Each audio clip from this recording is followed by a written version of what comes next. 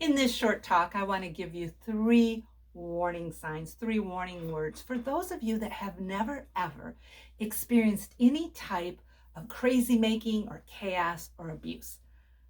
So this is for people who have never experienced deception. Your life's just sort of going like this, and you're like, okay, what is going on? How do I deal with some of the things that may come into your story or you may be viewing?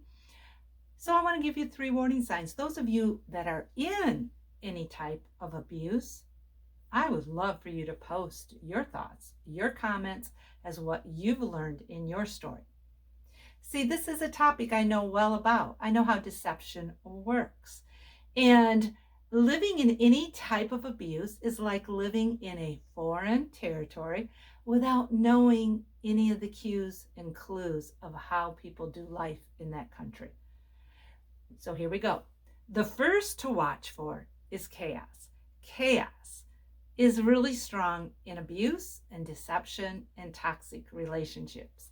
An unsafe person likes to create chaos because that keeps them in control, that keeps them in charge. And then the safe, honest person reacts and their anxiety escalates because it's like, what is this? I don't know what this is. Never experienced any abuse for me in my childhood. So what was it that I entered into for over a quarter of a century when there was so much chaos? How do you survive in chaos? I'm going to give you points down below. Second is to watch for the blame game. Blame game is so common in abuse and deception. It is when people start pitting themselves against each other.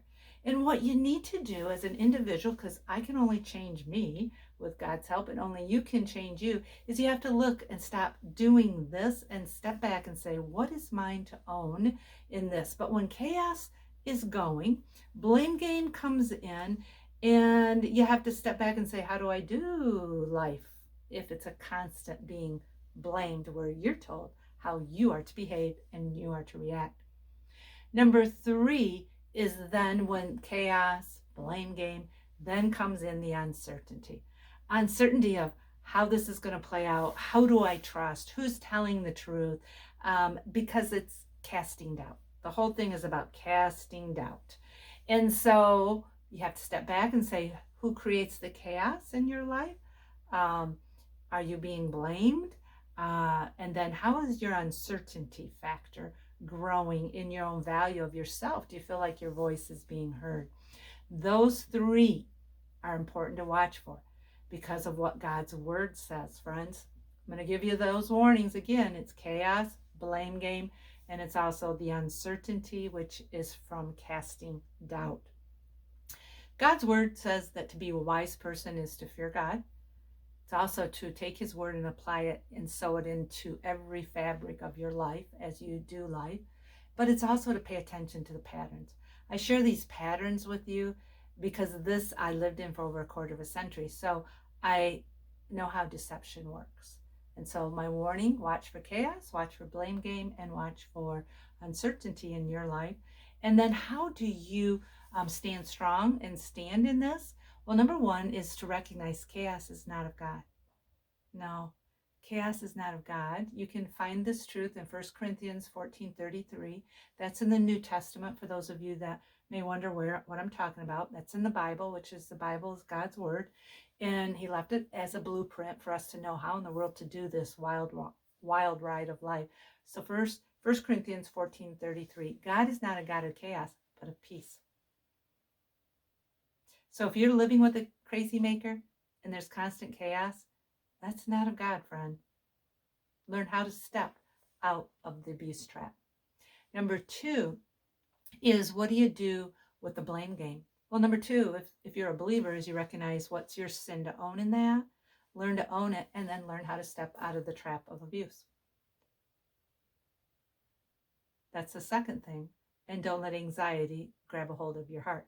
The third, to do with the uncertainty, friends, is to recognize that God is a God he does not change. And that Genesis 1:27, first book in the Bible, God is the one who created male and female. God is the one. He's the one giving you breath. I mean, he allowed me to get up today. He's the one giving me breath.